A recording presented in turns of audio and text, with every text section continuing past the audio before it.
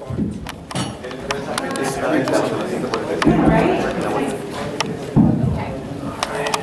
right. Who has a question? Who wants to ask the first question? Everybody wants to ask the same question? Okay, go ahead. First question. Frankie? All right, this is for Oscar. Vergil, this is a question for you guys. How does it feel to put up an event in the Gale Center? It's Southern California. It's the big stage. How do you feel about doing the event here? For both. It feels awesome. You know, putting on a card over here in LA. I've been waiting to fight here for a while. You know, I love that I have a lot of fans here in LA. That they've been asking me for a long time on social media that they've been wanting me to fight here, and I'm happy that I'm able to do that. We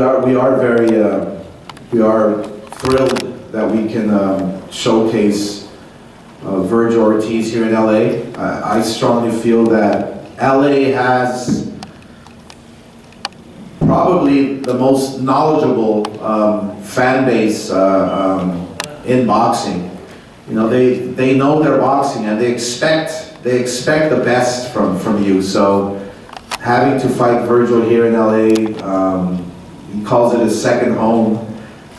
It's going to be special, you know, especially against another undefeated fighter from the UK. McKinson is yes, going to be complicated, but we all know Vergil Ortiz is very disciplined, and he has his game plan. He has a great team behind him, with his father spearheading everything. So we feel confident that LA fight fans will come and support him 100%.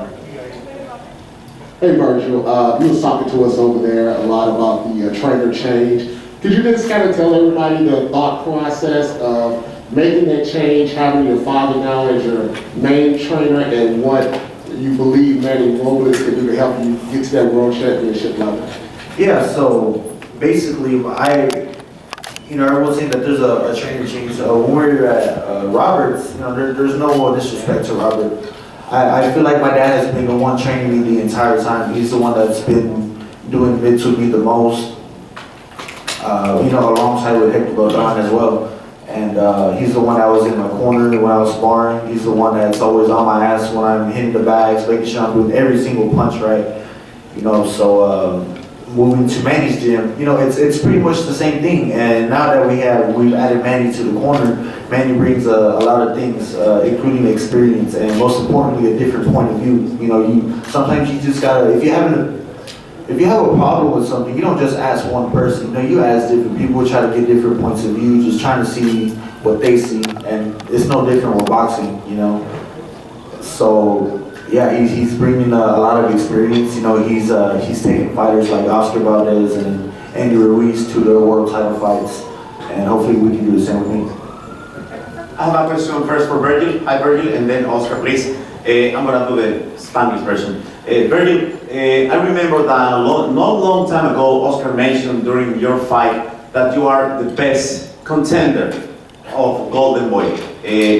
Oscar mencionó no hace mucho tiempo que tú eres su mejor contendiente. ¿Qué significa para ti esa responsabilidad? What is the meaning for you to have the responsibility on you? And of course, Golden Boy mentioned that you are the best.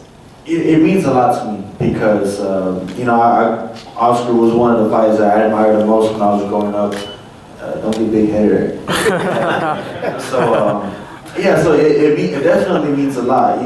Just having someone, just having a great fighter like that, backing my name like that, saying that I'm possibly one of the greatest fighters on their roster. That means a lot. I grew up watching Golden Boy fights, and to think that I would be at the top of their roster, that's something that I never would have thought would happen.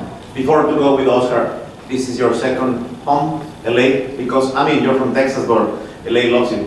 Yes, this is definitely my second home, and this is actually my first time living out here, especially for the training camp. Yeah. I love it. It's beautiful. Ok, Oscar, vas a hacer en inglés y en español. ¿Qué ves tú como un gran peleador? ¿Qué descubres en Vergil? What do you see in Vergil, talking about boxing skills? Pues, first of all, when Eric Gomez talked to me about Vergil Ortiz when he was an amateur. Yeah. You know, when he was scouting him, when he was like just had his eye on him, like, you know, people had their eye on other fighters at the time. Yeah. And you know, Eric had the eye for Vergil, and so when I saw him, there was just something special there, you know, with at his age, as an amateur, he was knocking guys out. He was just doing special, you know, moves and throwing combinations, and just the way, you know, his work ethic. And I mean, it's better than most. And so, you know, we felt that Vergil was going to become, you know, a special fighter, and he's right on track in doing so. I mean, 18-0 and 18 knockouts is it's unheard of, you know, in today's boxing, and with the guys that he's going up against. So we're right there knocking on the door. You know, McKinson is no walk in the park. He's a complicated boxer, but after March 19th, you know, Vergil's going to be in this position where we have to knock everybody's door down in order to, and force them to fight Vergil. And that's our job, you know, as a promoter, is to get him the best fights possible. But the one vision that I do have for Vergil is, and I'll never forget this, when he mentioned this, making his pro debut, I believe it was, in Dallas, he told Jerry Jones, I'm going to be your next guy who fills up that stadium. So I can envision an Errol Spence versus Vergil Ortiz in Dallas at Jerry's World, in a mega event. So the plans are right on track. We are on time to fulfill Vergil's dreams of becoming world champion. It's going to be a little complicated because nobody's going to want to fight him. And the more they wait, the worse it's going to be. He's only getting better. So yeah, exciting times for his career, and we're excited that we have big plans for him. Finally, Oscar, if we can do this in Spanish. Finalmente, Oscar, it's going to be a very busy 2022 for Golden Boy. It looks like you just returned from Tijuana. Va a ser un 2022 complicadísimo. Vienes de la pelea de Jaime y estás arrancando con todo. Sí, no, estamos emocionados. Me dormí un poquito, como dicen, pero 2022 va a ser un año especial. Estamos trabajando en unas cosas muy bonitas para lo que es Golden Boy, lo que es el deporte del boxeo. Así que vamos a ver muchas peleas buenas, emocionantes, las mejores posible. Así que Golden Boy was never gone, but Golden Boy is back, baby. Vergil, Vergil, we heard some rumors that you were joining Eddie Reynoso. Was there ever any truth to that? Yes, there was some truth to it. I was at that gym for maybe like 3 or 4 weeks. But like I said, it just further proves my point that my dad, you know, was always my main trainer. We were the only ones in the gym for the most part. We didn't get to see too much of Eddie, and you know, it's towards the end of the year where it's the holidays, and I couldn't get sparring either. It's just like a very dead time for boxing, and it was just a really bad time. It was just really bad timing, so we were forced to go somewhere else. And one for Oscar, we saw Vergil's coaching change. We also saw Ryan Garcia's change coaches. How involved are you in this decision? ¿En español o en inglés? ¿Cómo sea? Both. Involved? No. I mean, it's like Vergil's saying, he has his father who's spearheading everything, who knows him inside out, who, you know, trained him all his life. It was a breath of fresh air to hear, you know, what they're thinking. You know, with his father right there in the forefront. You know, it's always nice to have a second voice, you know, and when Vergil or the Vergils were thinking of going to Eddie Reynoso, I like the idea because he has, you know, knowledge, and training aside, a great world champion like Canelo would have been great. But the only issue was that the time, you know, I mean, the time, Eddie Reynoso has so many world champions, and including the very best one, and if Canelo tells Eddie, hey, let's go on vacation, he drops everything and he goes, because they're best friends. So it wouldn't have been fair to Vergil or the fighters. We now see with Riot, he went with Joe Goosen, which is a great choice. You know, it's timing, and you know, Eddie Reynoso only has time for Canelo. That's the bottom line. And so the choice that the Vergils made was an excellent one, because moving out here to LA, they have the sparring, they have the trainer who is the second voice, who has the knowledge, he has the experience. I think this was a great move, excellent move. Hi Oscar, Vergil. This question is for both of you, and in Spanish as possible. You know, you said that you have to knock down people's door to get a fight for Vergil, but McKinson during the virtual conference just said that he wanted to fight him.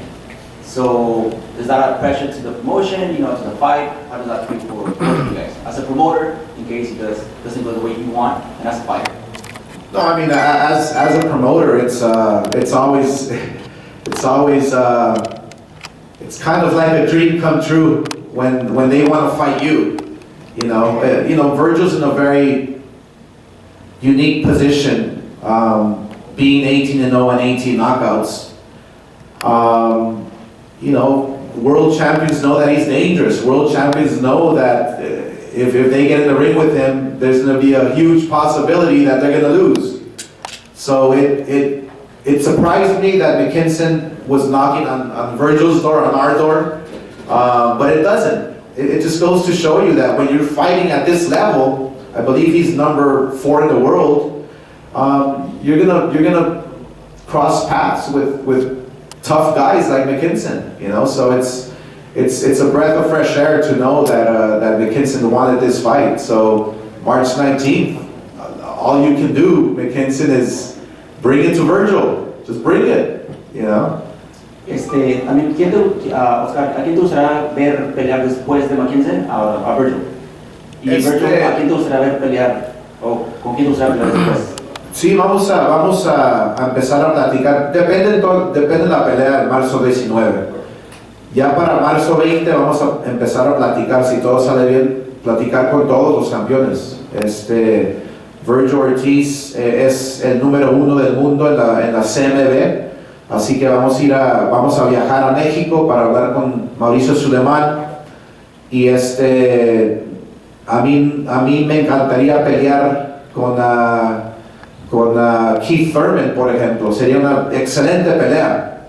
Keith Thurman creo que está en fila, o está como el número 1 contrincante, o es campeón, pero esa pelea me gustaría para Vergil Ortiz.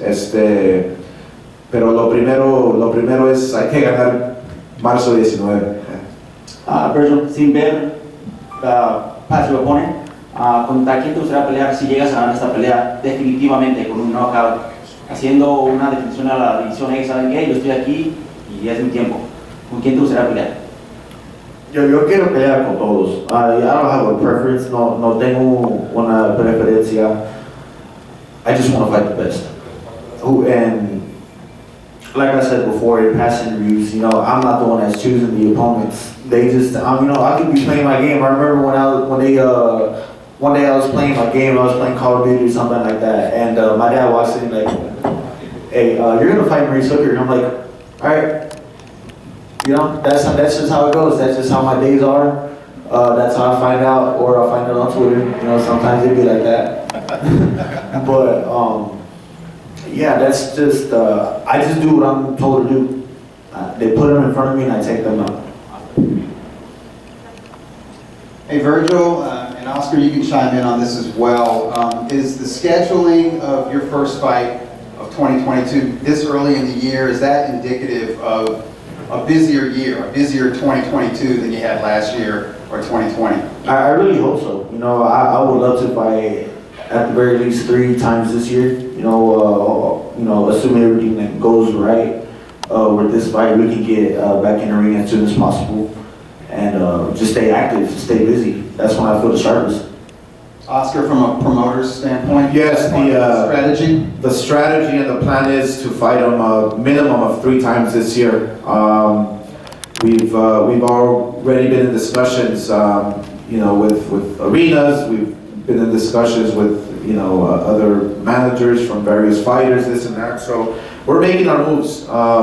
It all depends on how he feels, and he comes out after March 19th. But if everything goes as planned, we want to see him in the ring minimum 3 times. And also, just as somebody who knows boxing, a former fighter yourself, in 2019 you fought 4 times. Could you see the evolution from that first fight to that last fight against Brad Solomon, I think it was? Oh, absolutely. I mean, the evolution is night and day.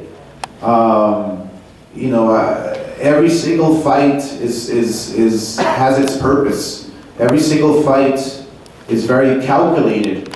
It might be a 1-round knockout or it might be a 7th round knockout, but every single fight is giving you knowledge, it's giving you experience, it's teaching you, even though maybe you don't think you're learning, it's teaching you for your next fight, for your future. It's showing you, it's kind of like Mr. Miyagi, you know, wax on, wax off.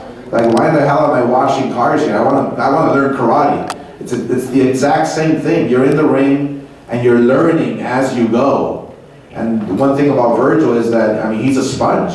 You know, he's just getting better and better and better. So that's why I tell every world champion out there, fight him now, because if you wait, if you have your management or whatever waiting for Vergil to, I don't know, he's how old are you? You're young.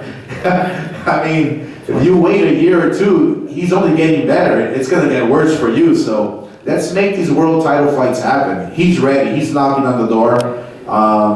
You know, it's going to be pretty interesting to see what happens after this fight on who's going to want to fight him. But our job is to make these big fights happen, and that's exactly what we're going to do. And one more note just on the activity. In the 90s, when you fought 4 or 5 times in a single year, like 1995 or 1997, did you feel like those were your sharper years, or like your Yeah, I mean, when you're staying active, when you're in the gym, and when it becomes fun, you know, you stay sharp. I mean, your conditioning is, see, you're not training to lose weight. You're actually training to get better and sharpen your tools. So yeah, absolutely. We want to keep Vergil active as much as possible, because we already know he loves training. We already know he loves running in the mornings. We already know all that. So let's keep him busy. Let's get him these big fights, and that's exactly what we're going to do. En español, compadre. Sí, no, sí, estamos planeando un año muy grande para Vergil Ortiz. Él está listo, él está preparado, quiere las pelas grandes. Después de marzo 19, vamos a ver qué es la próxima movida, la estrategia para conseguirle un campeonato mundial. This question is for both of you. Vergil, we've seen a knockout every fight. Oscar, you mentioned that McKinson's a complicated fighter. Do you think it's important that he goes the distance, or is it going to be one of these fights where it's, you know, you mentioned it's going to be complicated? Yeah, no, I mean, it's obviously up to him. It's up to, you know, styles make fights. That's just the way it is. I mean, the fact that he's knocked everybody out, you know, he has power. He has power. He has skill. He knows how to. He just doesn't come in there and want to knock your head off. He has a strategy, And the fact that his opponents can't deal with that strategy is obviously a plus. It's a big thing. But McKinson, yes, he's complicated, but he's not impossible to knock out. I think Vergil just has to fight his game plan, stick to the game plan, stay disciplined.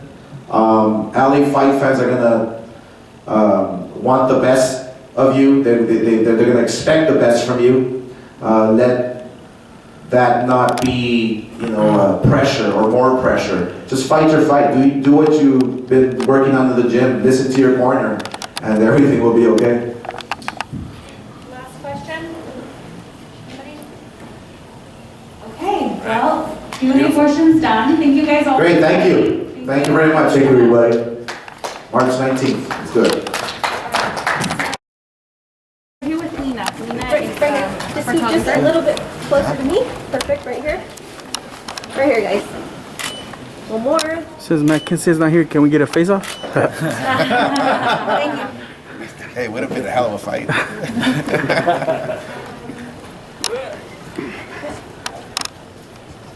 I could be his 19th victim. I had a little taste of Devin. Yeah, he's a good fighter. Yeah. And he has a single style. Yeah, exactly.